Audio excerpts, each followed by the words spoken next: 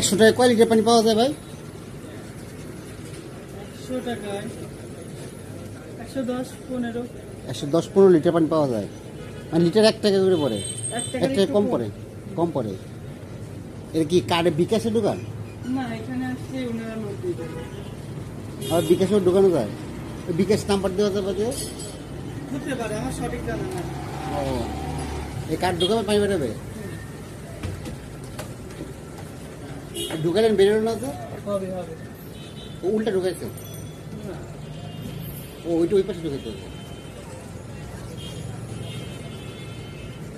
Net problem যত সম্ভব এটা। হ্যাঁ, এটা নেট প্রবলেম।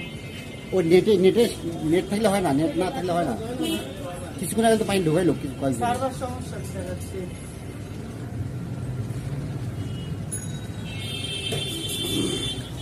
আবার ঢুকান তো।